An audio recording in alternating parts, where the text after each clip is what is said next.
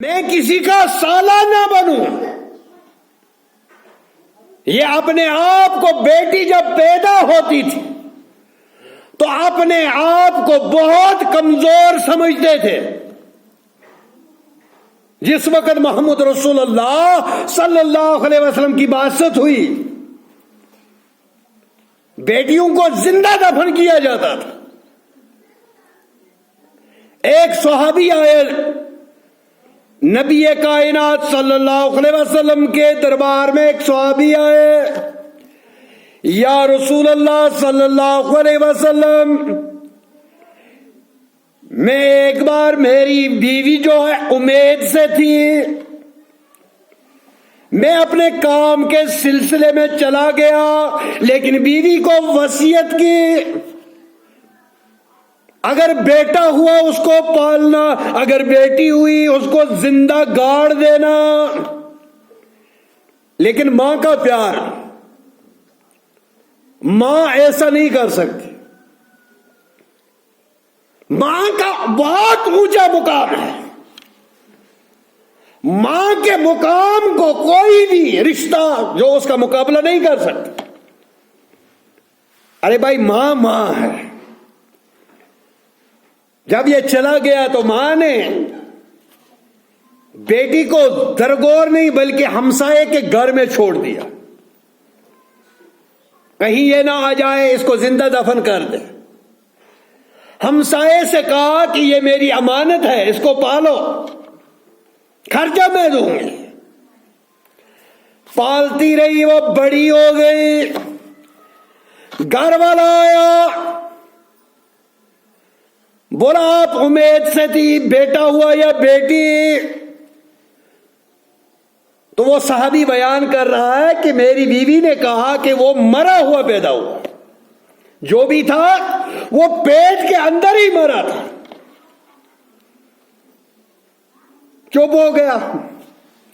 اب اپنی بیٹی ہمسائے کے گھر سے، پڑوسی کے گھر سے آ رہی ہے، اس گھر میں آتی ہے، لیکن یہ خوش ہو رہا ہے، بہت ہی پیاری بچی ہے. یا رسول اللہ صلی اللہ علیہ وسلم، جب یہ بچی ہمارے گھر میں آتی تھی مجھے بہت اچھی لگتی تھی، بہت پیاری لگتی تھی، مجھے اس کے ساتھ محبت ہو گئی، الفت ہو گئی. اب ماں نے سوچا اب اس کو پیار ہو گیا، اب میں بتاتی ہوں کہ جو پیدا ہوئی تھی وہ بیٹی ہوئی تھی، یہی آپ کی بیٹی. اور جو ہے ایک دم پگھل جاتی ہے، اس کا دل تھوڑا نرم ہوتا ہے. اس نے اپنے گھر والے سے کہا، میرے آقا، میرے سر کے تاج، یہ ہماری ہی بیٹی ہے، وہی بیٹی ہے. جب میں امید سے تھی تو یہی بیٹی پیدا ہوئی. اب اس کو ابو کے ساتھ بہت محبت ہوگی. یا رسول اللہ صلی اللہ علیہ وسلم، میرے ذہن کے اندر وہی جاہلیت کا سوال آیا کہ میں کسی کا سسر کیسے بن سکتا ہوں؟ کل میرے گھر میں کوئی رشتہ مانگنے آئے گا. یہ وہ لوگ آر سمجھتے تھے، اس چیز کو وہ برا سمجھتے تھے. یا رسول اللہ صلی اللہ علیہ وسلم، میرے دل میں وہی جاہلیت کا دور پھر یاد آیا. میں نے اپنی بیٹی کو اٹھایا، ایک بیلچہ لیا، ایک کدال لی، دور سیرا میں چلا گیا، کھڈا بنانے لگا. اب جب اس کھڈے کو کھودتے وقت مٹی میرے کپڑوں پر گرتی ہے، یہ بیٹی آ کر اپنے ننھے ننھے ہاتھوں سے میرے کپڑوں کو صاف کرتی تھی. ابو کے کپڑے گندے ہو گئے. ارے بیٹیاں بیٹیاں ہوتی ہیں. یہ ان سے پوچھو جن کے پاس نہیں ہے، یہ مجھ سے پوچھو جس کے پاس بیٹی نہیں ہے. بیٹی کتنی بڑی نعمت ہے لوگوں، ان بیٹیوں کی قدر کرو. بیٹیاں تو 16 سال کے بعد چلی جائیں گی، دوسرے گھر کی زینت بن جائیں گی. لیکن آپ کے لیے حسین موقع ہے، اپنی بہو کی عزت کرو، ان کو بیٹی سمجھ لو.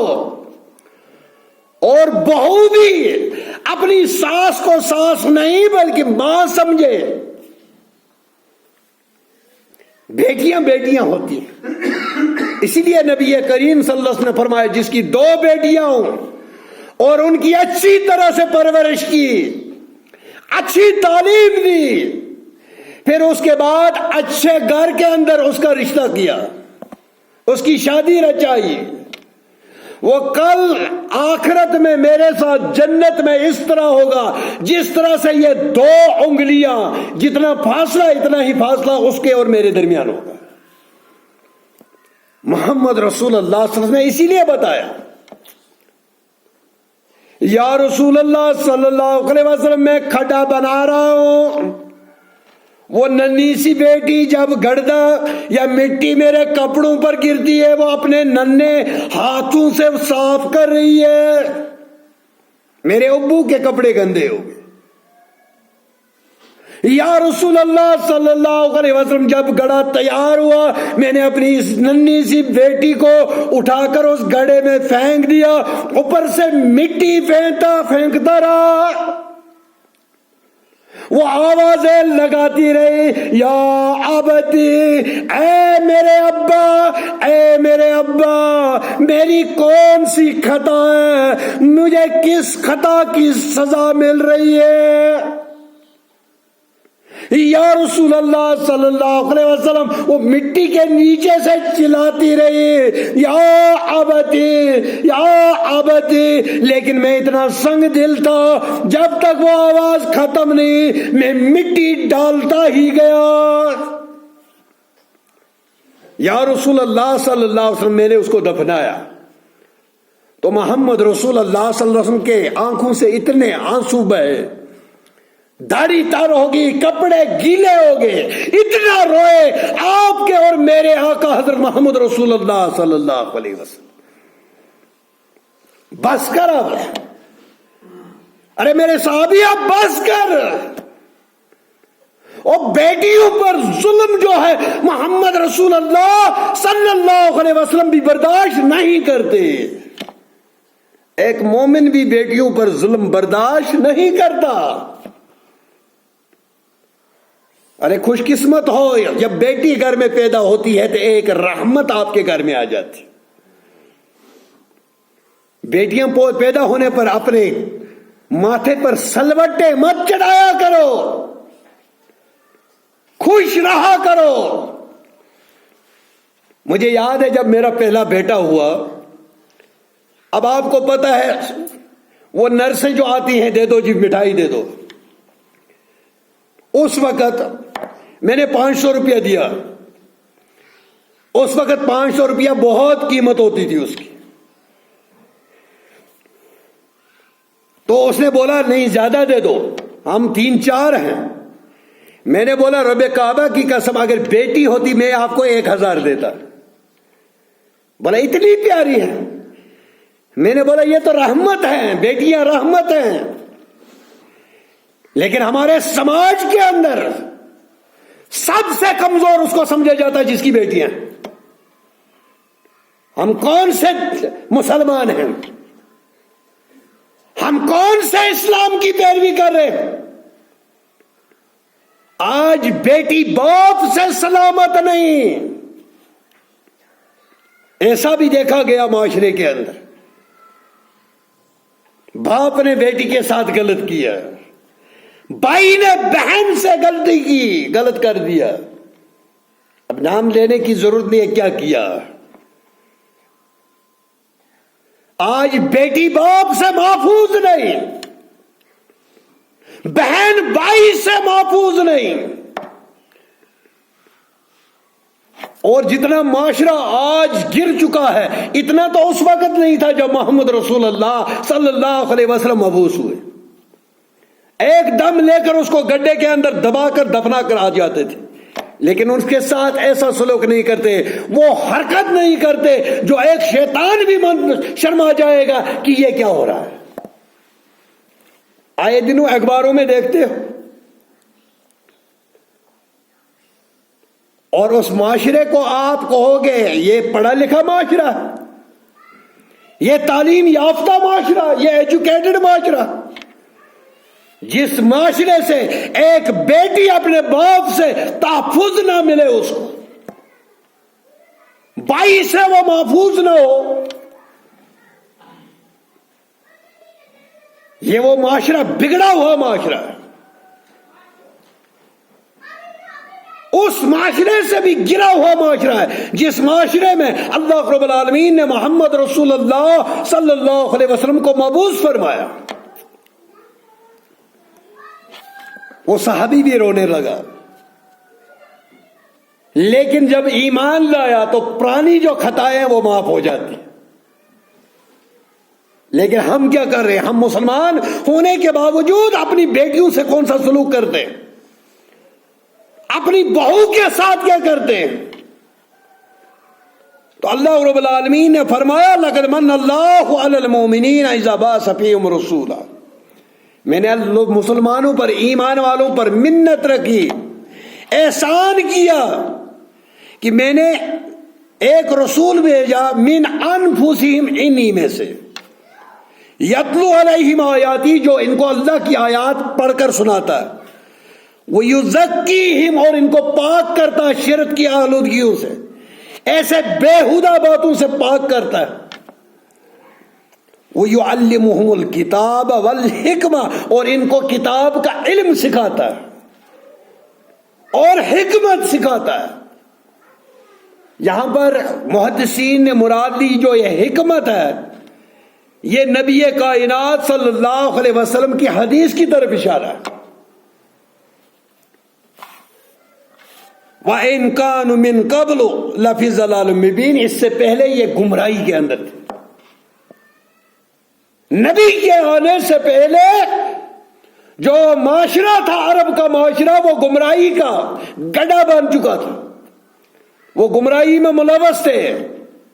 اللہ نے احسان فرمایا، نبی کائنات صلی اللہ علیہ وسلم کو مبعوث کیا تو نبی کریم صلی اللہ علیہ وسلم نے اس بے حیائی کو ختم کیا، بیٹیوں کو اپنے حقوق ملے، بیوی کو اپنے حقوق ملے، ماں کو اپنے حقوق ملے اور بہن کو اپنے حقوق ملے۔ لیکن آج کا معاشرہ بہت بگڑ چکا ہے، آج ایک قدم آگے ہے یہ معاشرہ۔ اس وقت جب پیدا ہوتی تھی بیٹی پر اس کے بعد دباتے تھے، لیکن آج ایسا زمانہ آ چکا ہے، پہلے جا کر معلوم کرتے ہیں اس کے پیٹ میں لڑکی ہے تو اس کو اندر ہی انجیکشن لگا کر پیٹ کے اندر ہی ختم کر دیتے۔ آپ اس کو ایجوکیٹڈ معاشرہ کہوگے۔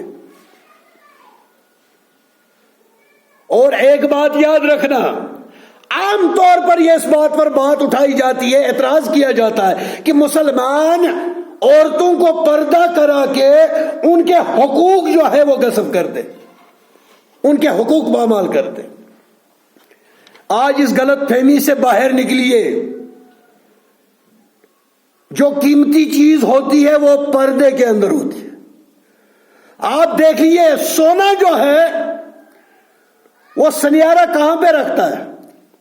پہلے دکان کے اندر سیف کے اندر چھوٹی سیف کے اندر ایک ڈبے کے اندر سونے کا وہ زیور کتنا چھپا کر رکھتا ہے، کیونکہ وہ قیمتی ہے۔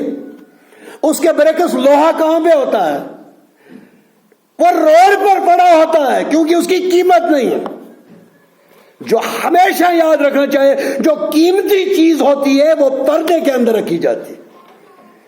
اس لیے کعبہ جو ہے بہت عظیم گھر ہے، اس کو پردہ ہے، اللہ کی کتاب عظیم ہے، اس کو گلاب چڑھایا جاتا ہے، اور عورت بھی عظیم ہے، عورت کا بھی اونچا مقام ہے، اس لیے اس کو پردے کے اندر رکھا گیا ہے۔ ارے بھائی یہ قیمتی چیز ہے، اس کے حقوق پامال نہیں، بلکہ یہ قیمتی چیز ہے، یہ انسان مرد سے اہم ہے، مرد سے اس کی زیادہ قیمت ہے، اس لیے اس کو پردہ کرایا جاتا ہے۔ کوئی حقوق اس کے پامال نہیں ہو رہے، یہ قیمتی ہے اس لیے اس کی عزت کی جاتی ہے۔ آپ میوے والے کے پاس چلے جاؤ، آپ کیلے لانے چلے جاتے ہو، اب اگر کیلے کو چھلکا اٹھا کر آپ کو وہ میوے والا دے، آپ لے لو گے؟ یہ تو چھوٹا کیلا ہے، اس کی قیمت کب تک ہے؟ جب وہ چھلکے کے اندر ہے تب آپ خریدو گے۔ جب یہ اس کو نکال کر آپ کو بیچنے لگے، آپ کوئی نہیں خریدے گا، اس کی اہمیت ختم ہو جائے گی۔ اس لیے عورتوں کو جب تک یہ پردے میں ہیں، یہ ان کی عزت ہے، نہ کہ ان کے حقوق پامال ہو رہے۔ یہ غلط فہمی ہے کہ مسلمانوں نے عورتوں کو پردے کے اندر بند کر دیا۔ ہم نے بند نہیں کیا ہے۔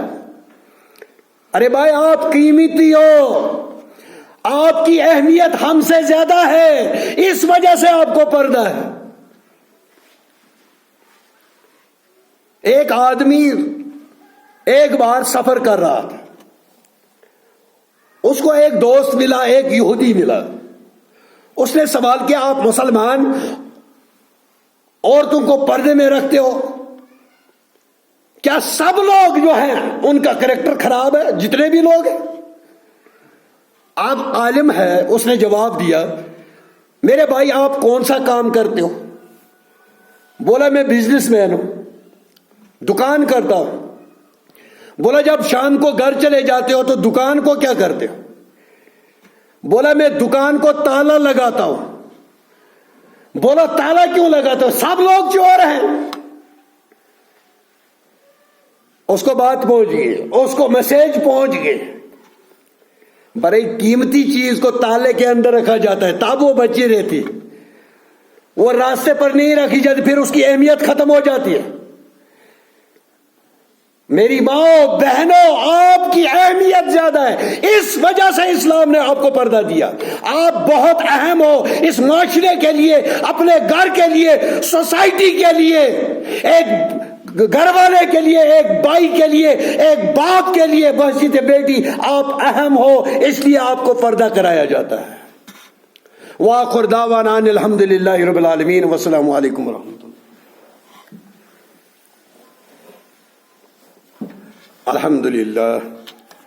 الحمدللہ الذی نحمده ونستعینه ونستغفره ونعوذ باللہ من شرور انفسنا ومن سیئات اعمالنا، من يهد الله فلا مضل له ومن يضلل فلا هادي له، ونشهد ان لا اله الا الله، ونشهد ان سيدنا وسندنا ومرشدنا ومولانا محمدا عبده ورسوله بأرسل حق بشيرا ونذيرا، اما بعد فإن خير الحديث كتاب الله وخير الهدي هدي محمد صلى الله عليه وسلم وشر الأمور محدثاتها وكل محدثات بدعة وكل بدعة ضلالة وكل ضلالة في النار.